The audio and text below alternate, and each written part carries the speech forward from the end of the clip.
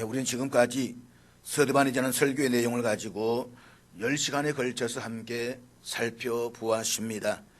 한 사람이 전한 설교를 가지고 이토록 많은 시간에 걸쳐서 살펴보았던 이유는 그만큼 이 설교가 갖는 의미가 중요하기 때문입니다. 서대반의 설교가 기독교 교리에 차지하는 중요성이 어느 정도인가라고 하는 것은 사도 바울을 통해서 확인할 수가 있습니다. 우리가 앞서 말씀을 드렸지만 서대반이 사내린 공유에서 설교를 하던 그곳에 바울이 된 청년 사울이 있었습니다. 그는 그곳에서 서대반의 설교를 처음부터 끝까지 다 들었습니다.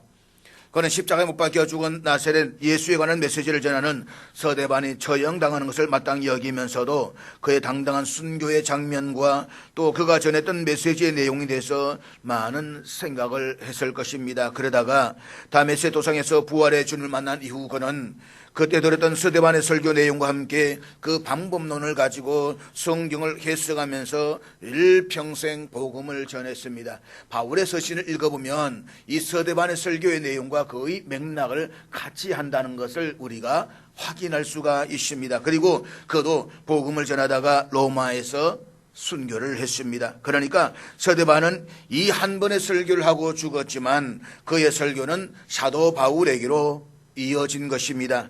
서대반의 설교가 어떤 의미에서는 우리가 믿는 기독교 교리의 깊은 진리를 다 이야기하고 있습니다. 우리가 살펴보았듯이 서대반은 자신의 설교에서 다른 어떤 내용보다도 모세의 이야기에 더 많은 강조점을 두려고 했습니다. 그러면서 그는 모세가 등장하게 된 시기를 역사에서 어느 날 우연히 일어난 사건이 아니라 하나님의 섭리와 계획하심 속에서 실현된 것으로 보았습니다.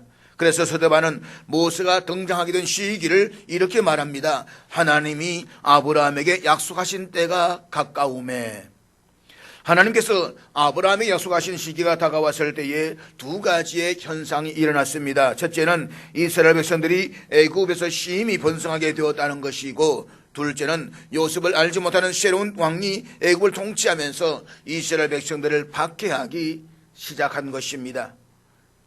그런데 이 번성함과 박해라는 이 두 가지의 현상 사이에는 긴장 관계가 형성되어져 있습니다. 그러니까 하나님의 백성들이 세상에서 번성하고 잘 되는 것이 악한 자들의 마음에는 몹시 거슬리는 것이라는 겁니다. 이것은 아담 이래로 타락한 인간이 한결같이 보아해왔던 현상이기도 합니다. 가인이 아벨을 죽였던 것도 아벨이 하나님부터 복을 받아서 자기보다 더 잘되고 번성해졌기 때문이었습니다. 사울 왕이 다윗을 없애려고 했던 것도 똑같은 이유에서였습니다. 그러니까 사탄과 마귀는 하나님의 백성들이 세상에서 잘되고 번성하는 꼴을 못 보아줍니다. 그래서 시련과 박해를 통해서 끊임없이 공격을 합니다. 결국 바로의 핍박은 이스라엘 어린아이를 강에 던져 죽이게 하는 데서 절정에 달합니다. 그리고 그와 같은 상황에서 하나님께서 하나님 보시기 아름다운 모세가 태어났습니다. 모세는 35절 하반절의 말씀과 같이 하나님이 아브라함에게 약속하신 언약을 이루기 위해 관리와 속량하는 자로 태어난 하나님의 사람이었습니다. 그런데 서대반은 이스라엘 백성들이 하나님 보내신 그 모세를 거부하고 대적했다는 사실로 지적하고 있습니다. 사실 서대반이 사내린 공회의 고발을 당한 것은 모세와 그의 율법을 무시하고 비판했다는 이유였습니다. 그런데 서대반은 자신을 고발하고 신문한 사내들인 권력자들과 유대인들을 향해서 이렇게 말합니다. 당신들은 내가 모세와 그의 율법을 무시했다라고 뻔뻔하게 고발하고 있지만 당신들 자신을 한번 살펴보아라. 그리고 이 부분에서 서대반은 이스라엘 백성들의 사악함이 광야 40년을 지나면서 점층적으로 극도에 달했음을 증거하고 있습니다. 즉 이스라엘 백성들은 모세의 말을 들으려고 하지 않았을 뿐만 아니라 오히려 그를 배척하며 그 마음이 도리어 애굽을 향하였습니다. 뿐만 아니라 아론에게 악한 것을 요구하며 우상을 만들었고 그 우상에게 희생 제물을 바치고 그 앞에서 기뻐하며 즐거워했습니다. 그들은 자신들을 노예된 애굽에서 이끌어내신 하나님을 외면하고 등을 돌렸습니다. 그 결과 하나님께서도 완악한 그들을 외면하사 얼굴을 돌리시고 그들을 우상 섬기는 일에 내버려 두셨습니다. 이스라엘 백성들의 이러한 타락한 행위는 왕정 500년 동안 계속되어졌습니다. 결국 아모스 선지자가 말한 대로 하나님께 드려야 할 제사를 소홀히 하고 열정적으로 우상을 섬겼던 이스라엘 백성들은 나라가 망하고 바벨론의 포로로 끌려가야만 했습니다. 이 사실을 서대반은 43절 하반절에서 이렇게 말씀합니다. 내가 너희를 바벨론 밖으로 옮기리라 함과 같으니라. 이러한 맥락에서 이제 서대반은 자신의 설교를 마무리하면서 아주 짧게 현실 적용으로 들어갑니다. 사실 설교에서 중요한 것은 들었던 그 말씀을 현실의 삶에서 적용하는 것입니다. 아무리 소중한 진리라고 할지라도 현실의 삶에서 적용하지 않으면 아무 가치가 없습니다. 따라서 우리는 강단에서 선포되는 하나님의 말씀을 듣고 받았으면 그 말씀을 현실의 삶에 적용하려고 부단히 노력해야만 합니다. 그렇지 않으면 하나님의 말씀은 그 마음에 매우 심각한 부담감을 주는 무거운 짐이 되고 말 것입니다. 반면에 우리가 하나님의 말씀을 삶에 적용하려고 노력할 때에 시편 기자가 꿀과 송이꿀보다 더 달도다 라고 고백했던 것처럼 하나님의 말씀이 우리들에게 최고의 참된 만족과 기쁨을 주게 될 것입니다. 잊지 마십시오.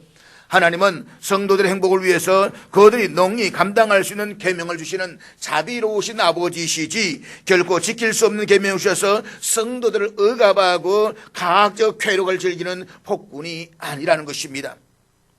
예수님도 내 멍에는 쉽고 내 짐은 가볍다라고 말씀을 하셨습니다. 무엇보다도 하나님을 사랑하는 자에게는 더 이상 계명이 무거운 것이 아니라 기쁨입니다. 하나님에 대한 진정한 사랑은 하나님의 모든 명령을 기쁨으로 행하게 하는 능력을 가지고 있습니다.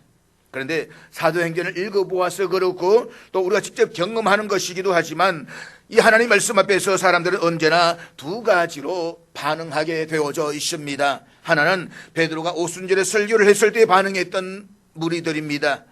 사도행전 2장 27절에 보면 베드로의 설교를 들었던 무리들은 마음에 찔려 베드로와 다른 사도들에게 형제들아 우리가 어찌할꼬? 라고 물었습니다. 그들은 겸손하게 낮아져서 자신이 어떻게 해야 할 것인지 그리고 앞으로 어떻게 살아야 할 것인지를 물었다는 것입니다. 이 자세가 바로 구원의 첫걸음입니다. 우리들이 정말 필요한 것은 바로 이러한 자세입니다. 또 다른 반응은 오늘의 본문에서 볼 수 있듯이 서대반의 설교를 들었던 무리들입니다. 그들은 큰 소리를 지르며 귀를 막고 일제히 달려들어 서대반을 돌로 쳐 죽였습니다. 그들은 서대반이 전한 복음의 메시지를 자신도 듣지 않을 뿐만 아니라 다른 사람들도 듣지 못하게 하려고 큰 소리를 지르며 자신들의 귀를 틀어막았습니다. 이처럼 사탄과 악에 사로잡혀 있는 사람들은 성령에 충만한 사람이 호소하는 말을 듣기 싫어할 뿐만 아니라 적극적으로 거부합니다. 그렇지만 이러한 자세는 저주와 멸망으로 향하는 첫걸음일 수밖에 없는 것입니다. 우리는 사내들인의 권력자들이 사도들과 교회를 향해 드러냈던 폭력적인 반응을 보았습니다. 그들은 사도들과 그리스도인들이 자신들의 십자가에 박아 죽인 나사렛 예수를 구주라고 전하는 것을 싫어했습니다. 그래서 사도들을 붙잡아 감옥에 가두기도 하고 위협과 협박을 하기도 했습니다. 그리고 결국에는 서대반을 잡아다가 신문을 한 후에 돌로 쳐서 죽여버립니다. 오늘 우리가 살펴볼 것은 기독교의 첫 번째 순교자인 서대반이 사내들인 앞에서 복음의 메시지를 선포했던 유명한 장면의 결론 부분입니다. 여기에는 아주 극명한 대조를 보여주고 있습니다. 한쪽에는 사내들인의 권력자들이 있습니다. 그리고 그 앞에는 서대반이 홀로 서 있습니다. 그런가 하면 서대반을 이 사내들 공유에 고발했던 더 많은 유대인들이 참관인으로 주시하고 있습니다. 오늘 보면은 신앙과 불신앙의 차이, 그리스도인과 비그리스도인이 어떻게 본질적으로 대조되는지를 완벽하면서도 극적으로 보여주고 있습니다. 양쪽 다 똑같은 사실을 알고 있었지만 그에 대한 태도는 완전히 달랐습니다. 서대반에게는 예수 그리스도에 대한 이 진리야말로 세상에서 유일하게 중요한 것입니다. 그러나 사내들의 권력자들과 유대인들은 그 진리 때문에 분노에 휩싸여 이를 갈고 있으며 마음의 찔림을 받고 있습니다. 서대반의 설교를 통해서 거듭 말씀을 드리지만 지나간 옛 역사는 그 자체로 흥미로운 것입니다. 그렇지만 우리는 단순히 역사에 관심을 가질 것이 아니라 그 역사가 전하는 교훈과 메시지에 관심을 가져야만 합니다. 그래야 하는 이유는 세상은 지금도 이 사건들이 벌어진 그때와 똑같은 위치에 있기 때문입니다. 사랑하는 여러분, 여기 한 가지 중대한 질문이 있습니다. 산헤드린 권력자들은 왜 나사렛 예수를 거부했을까요? 그래서 오늘날에도 여전히 중요한 질문이며 문제입니다. 세상이 이처럼 파괴적이며 이기적이고 타락했음에도 불구하고 사람들은 왜 구주와 복음을 계속해서 거절하는 것일까요? 온 세상이 복음과 성경 가르침에 따라 살아가기만 하면 지금의 세상 문제나 여러분 개인의 문제는 전부 사라져 버릴 것입니다. 그런데도 세상과 사람들은 들으려고 하지 않습니다. 다른 가르침은 거의 다 신뢰하면서도 유독 이 복음만 조롱하며 거절합니다. 도대체 그 이유가 무엇일까요? 오늘의 본문은 그 이유를 정확하게 알려주고 있습니다. 산헤드린 권력자들의 전체적인 정신상태와 행동을 분석해 보면 불신앙의 본질에 대한 완벽한 진술을 얻을 수가 있습니다. 보십시오. 산헤드린 권력자들은 학식이 아주 높은 거물들이었고 나라의 지도자들이었습니다. 그들은 결코 무지 몽매한 자들이 아니었습니다. 그들 중에는 모세 율법을 전문적으로 교육받은 자들이 많았고 제사장 교육을 받은 자들도 있었습니다. 나아가 그들은 사회적으로 책임 있는 자리를 맡은 자들이었습니다. 그런데도 그들은 무지하고 완악한 행동을 했습니다. 물론 기독교의 복음을 거부하는 모든 사람들이 한결같이 산헤드린의 권력자와 같은 행동을 하는 것은 아닙니다. 우리는 각기 다른 성향들을 가지고 있습니다. 이를 폭력적으로 처리하는 사람도 있고 조용히 처리하는 사람도 있습니다. 실제로 평소에는 무척 조용해 보이는 사람이 예수님과 복음에 대해서는 아주 폭력적이고 악의적으로 반응하는 경우도 우리는 가끔 볼 수가 있습니다. 그러나 중요한 것은 이 불신앙의 본질에 대한 원리입니다. 복음을 믿는 일과 믿지 않는 일에 대한 이상한 생각들을 가지고 있는 오늘의 시대에서는 이 원리들을 아는 것이 무엇보다도 중요합니다. 그러면 그리스도인과 비그리스도인의 차이가 무엇입니까? 어떤 사람 단지 행위의 문제로 생각합니다. 그래서 불신자는 단지 믿지 않는 쪽을 선택한 사람이고 신자들은 반대로 믿는 쪽을 선택한 사람이다 라고 보는 사람들이 있습니다. 그러나 이것은 신앙과 불신앙을 단순히 피상적으로만 이해하는 것으로서 불신앙의 본질에 대해서 턱없이 부정한 생각이 아닐 수가 없습니다. 그렇다면 불신앙의 핵심적인 본질은 무엇일까요? 첫째로 불신앙은 단순히 사람의 행동에 관련된 것이 아니라 하나님과 맺는 이 관계 전반에 관련된 것입니다. 그리스도인과 비그리스도인을 구분하는 기준 중에 이것보다 더 크고 깊은 것은 없습니다. 신약 성경에서 예수님이 친히 사용하시고 사도들이 사용한 용어는 새로운 출생, 중생, 거듭남입니다. 그러니까 그리스도인이 된다라고 하는 것은 새로운 존재가 된다는 것을 뜻합니다. 이것은 근본적인 일이며 아주 깊은 차원의 일입니다. 성경이 가르치는 말은 이것입니다. 처음에 인간이 하나님께 반역함으로써 불신앙이 시작되었습니다. 그 반역으로 인간은 깊은 구렁에 떨어졌습니다. 타락은 인간 존재 전반에 영향을 끼쳤고 근본적인 교훈화를 일으켰습니다. 인간은 하나님 창조하신 그 본래의 모습과는 완전히 다른 존재가 되었습니다. 첫 반역의 결과로 일어난 타락의 일들이 무엇이었는지는 산헤드린 권력자들이 취했던 반응이 잘 보여주고 있습니다. 사랑하는 여러분, 여러분은 세상 사람들의 진정한 문제가 무엇인지 알고 있습니까? 사람들이 복음을 믿지 않는 이유가 무엇입니까? 기독교의 복음이 개인과 가정과 인류를 구원하는 유일한 해결책임에도 불구하고 사람들이 산헤드린 권력자들처럼 문제 해결책을 계속해서 거부하고 무시하는 이유가 무엇입니까? 그 대답은 바로 그들이 죄인이기 때문이라는 것입니다. 그들이 죄를 지어 사탄과 마귀의 노예가 되었기 때문입니다. 그리고 이것이 그들의 정신과 의지와 마음을 비롯한 존재 전반에 걸쳐서 심대한 영향을 끼치고 있습니다. 서대반이 본문 51절에서 전하는 메시지를 한번 들어보시기 바랍니다. 목이 곧고 마음과 귀에 할례를 받지 못한 사람들아, 너희도 너희 조상과 같이 항상 성령을 거스르는도다. 목이 곧고 마음과 귀에 할례를 받지 못한 사람들아. 서대반은 지금 이 말씀을 하나님을 전혀 모르는 이방인들 향해서 말하고 있는 것이 아닙니다. 그는 유대인들, 모세와 율법과 성전과 하나님께는 예배에 관심을 가지고 있는 소위 경건한 유대인들에게 말하고 있습니다. 더구나 그런 자들 향해 서대반은 먼저 이렇게 부르고 있습니다. 목이 곧은 사람들아. 여기서 목이 곧은이라는 단어는 완고하고 고집이 센이라는 의미를 가지고 있습니다. 즉 교만하다는 의미보다는 한 단계 더 뛰어넘어서 자기 욕심과 고집으로 가득 차서 하나님의 말씀을 전혀 순종하지 않으려 든다는 의미가 강하다는 것입니다. 하나님께서는 광야 이스라엘 백성들이 시인의 산에서 금송아지를 만들고 당신께 등을 돌렸을 때에 그들을 가리켜서 목이 곧은 백성이다 라고 말씀을 하셨습니다.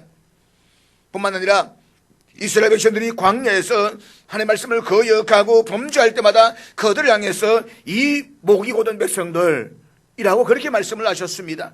한마디로 하나님의 말씀을 거역하고 죄악의 길로 마음을 향하는 사람들이 바로 목이 곧은 사람들이라는 것입니다.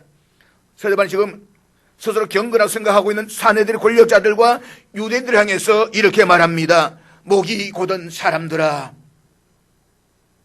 서대반은 여기서 그치지 않고 한 단계 더 나아가서 이야기합니다. 마음과 귀에 할례를 받지 못한 사람들아. 이스라엘 백성들이 스스로에서 가장 영예롭게 생각하는 것 중에 하나가 바로 할례입니다. 할례는 아브라함의 자손으로서 하나님께로부터 선택된 백성임을 상징하는 표지였습니다. 그래서 그들은 이방인들을 일컬을 때에 할례 없는 자라고 업신여겼습니다. 할례 없는 자, 그러니까 유대인은 할례를 받고 이방인은 할례를 받지 않았다라고 하는 것은 우리는 선택된 백성이고 너희는 저주받은 백성들이다 이 말인 것입니다. 그런데 이런 대단한 자부심을 가지고 있는 사내들 권력자들과 유대인들을 향해서 서대반은 이렇게 말하고 있습니다. 너희는 스스로 할례를 받은 유대인이라고 자부하지만 마음과 귀는 할례를 받지 못했다. 너희는 육계에 속한 자들, 불신자들, 하나님의 백성이 아닌 이방인들처럼 생각하며 행동하고 있다. 너희는 하나님의 백성이라고 자랑하지만 실상은 그렇지 못하다. 사랑하는 여러분, 서대반의 이 말을 듣고 있던 사내들 권력자들과 유대인들은 어떤 심정이었을까요? 자신들은 할례받은 하나님의 선택된 백성이라는 대단한 자부심을 가지고 있던 그들에게는 도저히 그냥 넘어갈 수 없는 엄청난 충격이었을 것입니다. 그래서 그들은 격분해서 서대반에게 달려들었고 돌로 쳐서 죽였던 것입니다. 그렇지만 서대반의 지적은 사실이었습니다. 당시 사내의 권력자들과 유대인들은 외적으로는 할례를 받았을지라도 내적으로는 할례 없는 이방인들과 다를 것이 하나도 없었습니다. 그들은 마음의 할례를 받지 않았습니다. 그래서 그들의 마음은 항상 죄의 정욕으로 가득 차서 하나님의 말씀에 대해서 둔감했습니다. 더구나 그들은 귀에 할례도 받지 않았습니다. 때문에 그들은 하나님께서 모세를 통해 전하는 말도 그리고 수많은 선자를 통해서 전하시는 말씀도 들으려고 하지 않았습니다. 끝내는 하나님 독생하신 아들 예수님께서 자기 땅에 오셔서 말씀을 전하셨음에도 불구하고 귀를 막고 들으려고 하지 않았습니다. 심지어 예수님이 전하는 말씀이 듣기 싫다라고 해서 그를 십자가에 못 박아 버렸습니다. 그리고 지금은 똑같은 이유로 서대반을 죽이려 하고 있습니다. 그런데 이러한 경향은 이스라엘 조상들이나 또 예수님 시대 유대인들 그리고 서대반을 죽였던 산헤드린의 권력자들만이 그런 것이 아닙니다. 오늘의 사람들 똑같이 그렇게 행동하고 있습니다. 사람들은 마음의 정욕으로 가득 차서 영혼을 살리고 부패가 타락한 세상을 구원할 유일한 길인 복음의 메시지를 들으려고 하지 않습니다. 단순히 듣지 않을 뿐만 아니라 적극적으로 핍박하고 대적합니다. 그때나 지금이나 달라진 것이 하나도 없습니다.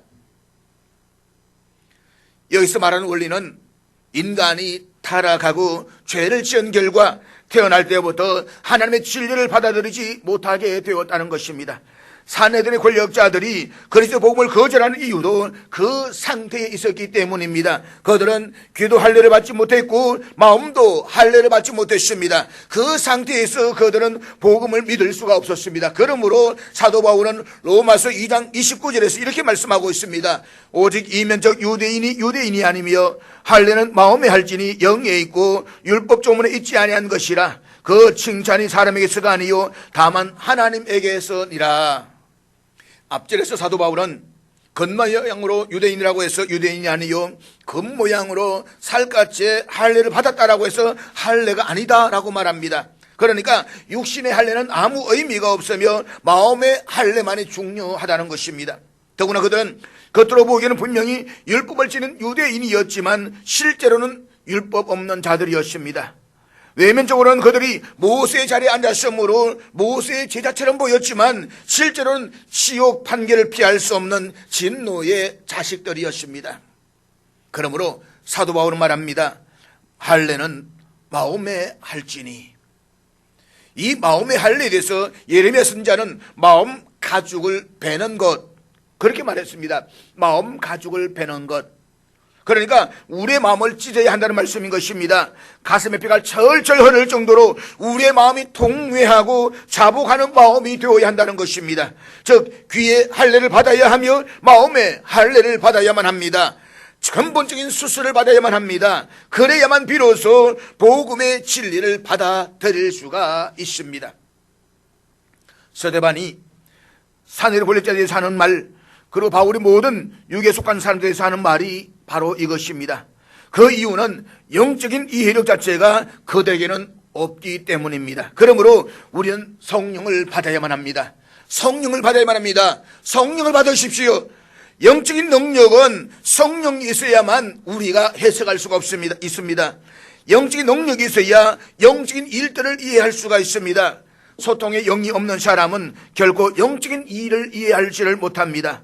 육에 속한 사람들에게는 십자가의 도가 그저 미련하고 어리석게만 여겨질 뿐입니다. 그러므로 사도 바울은 고린도전서 2장 11절에 이렇게 말씀하고 있습니다. 육에 속한 사람은 하나님의 성령의 일들을 받지 아니하나니 이는 그것들이 그들에게는 어리석게 보임이요 또 그는 그것들을 알 수도 없나니 그러한 일은 영적으로 분별되기 때문이라. 여기 육에 속한 사람은 마음과 귀에 할례를 받지 못한 사람입니다. 이들은 타락이 얼마나 파괴적인지를 알지 못합니다. 타락은 사람들의 정신에 중대한 영향을 끼쳐서 하나님께 속한 것과 하나님께 관련된 모든 것들을 이해하지 못하게 합니다. 그리고 타락은 종국적으로 자신만 아니라 가정과 사회를 파괴시킵니다. 둘째로 불신앙은 사람을 맹목적인 존재로 만듭니다. 오늘 본문 52절의 말씀입니다.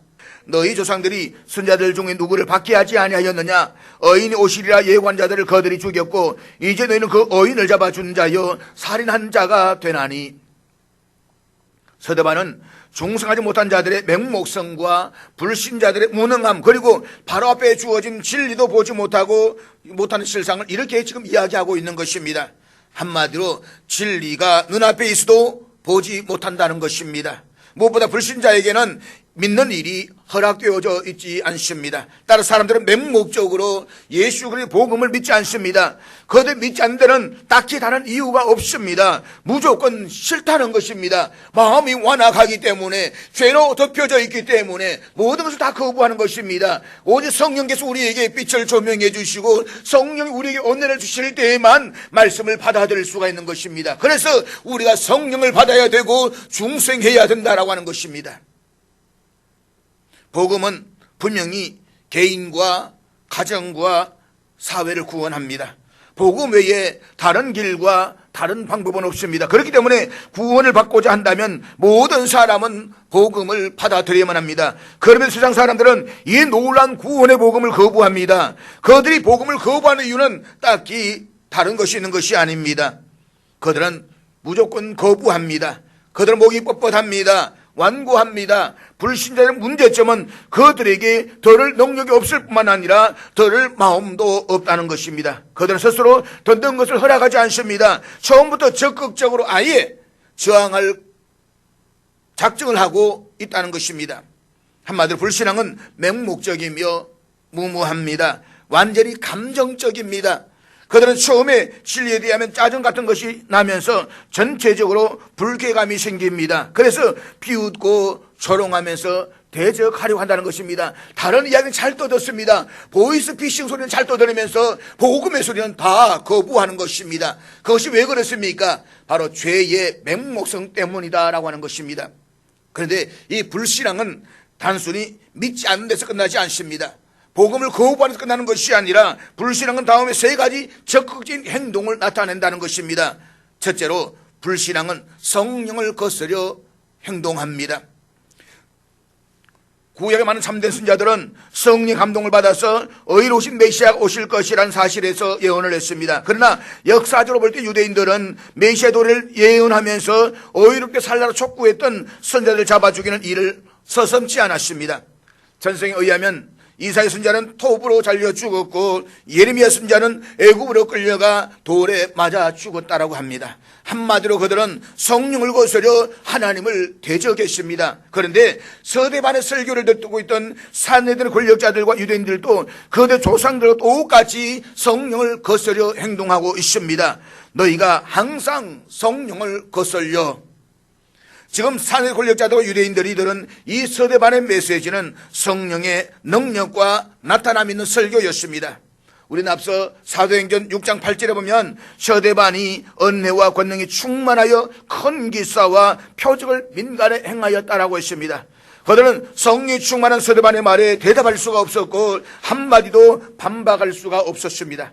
그가 말한 내용에 아무런 대꾸도 할 수가 없었습니다. 그럼에도 불구하고 그들은 믿으려고 하지 않았습니다. 오히려 그들은 쓴소리를 지르며 귀를 막고 일제히 그에게 달려들어 돌로 쳐서 죽였습니다. 이런 것이 바로 성령을 거스르는 것입니다. 이런 반응에 대해서 우리도 잘 알고 있지 않습니까? 여러분, 무엇인가가 자신의 마음과 영을 뒤흔드는 것, 진리가 불가항력적으로 다가오는 것, 자신의 그 영향 아래 있는 것을 느낀 적이 있지 않습니까? 그런데 그 영향력을 받고 싶지 않아서 눈을 감고 다른 생각을 한다든가 아니면 성경책을 집어서 들고 이리저리 덜추어 봅니다. 성령의 감동하심을 고의적으로 외면해 버리는 것입니다. 왜 그렇게 할까요? 마귀의 노예로 사로잡혀 있는 그의 의지가 하나님께 반발하기 때문인 것입니다. 결국 목이 곧고 마음과 귀에 할 일을 받지 못한 사람들은 완악하여서 성령의 역사를 끝까지 거스르고 대적합니다. 둘째로 불신앙은 하나님이 주신 율법을 거스려 행합니다. 성령을 거스르는 사람들은 나아가서 하나님의 율법 자체를 고의적으로 왜곡하고 거부한다는 것입니다. 본문 53절 말씀입니다. 너희는 천사가 전한 율법을 받고도 지키지 아니하였도다 하니라. 이것은 구약 성경의 이야기입니다. 타락한 이스라엘 자손들은 대체로 거짓 선자들을 더 좋아했고 참된 선자들은 멀리하고 핍박했습니다. 왜 그랬을까요? 거짓 선자들은 항상 듣기에 좋은 예언만을 해주었기 때문입니다. 가볍고 쉬운 말만 해주었습니다.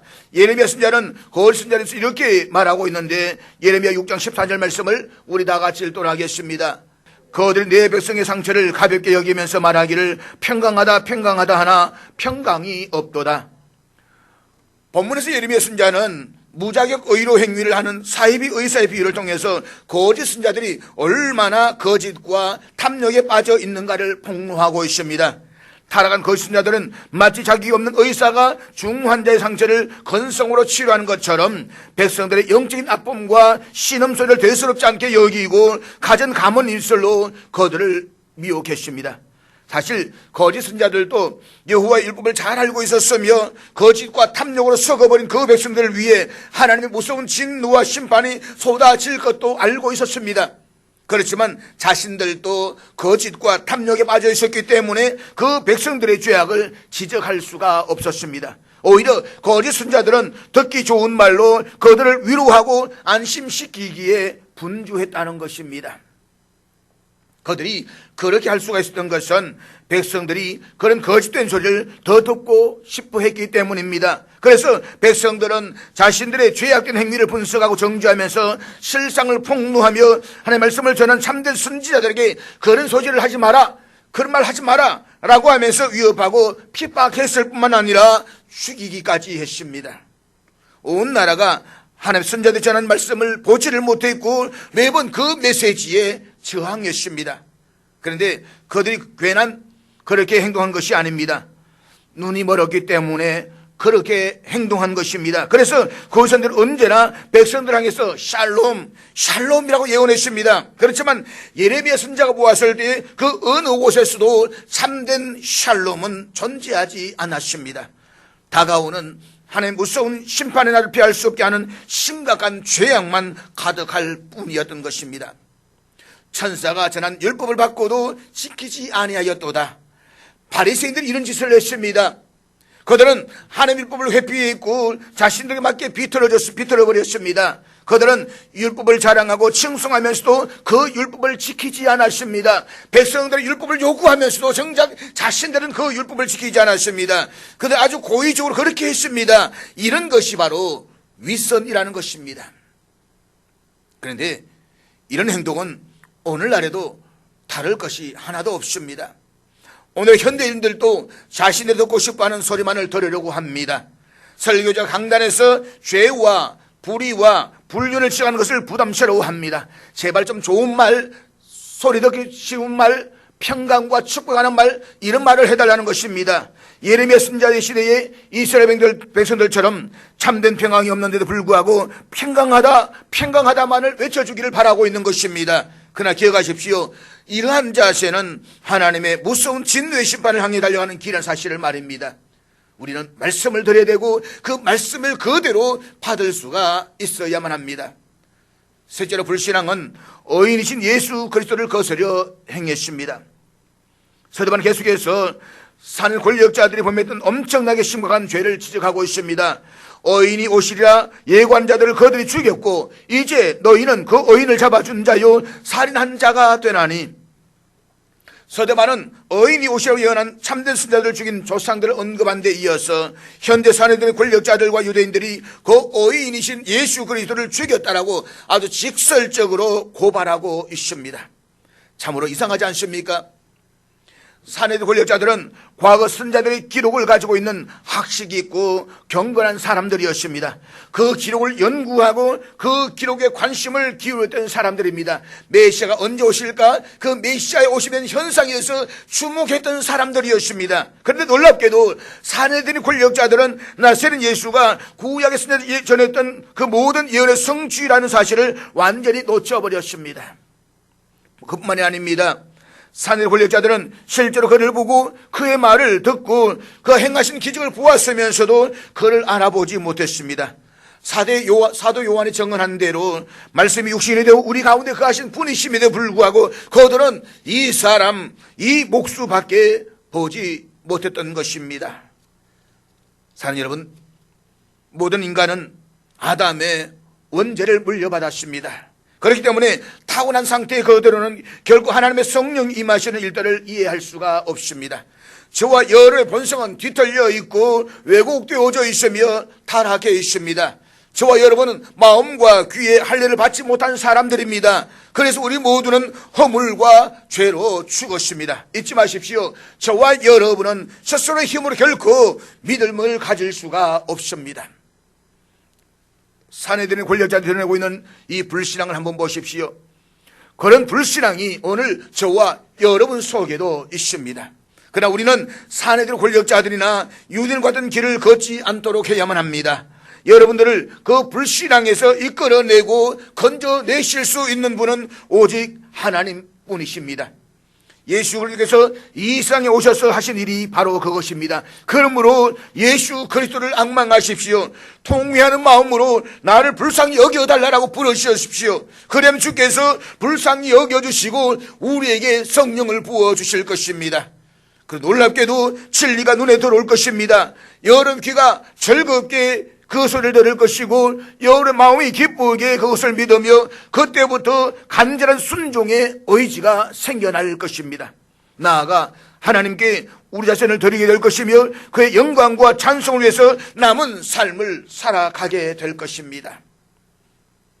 사랑하는 여러분, 예수를 믿는다고 외적으로 드러내는 것보다 더 중요한 것은 예수를 마음의 중심에 모시고 살아가는 생활입니다.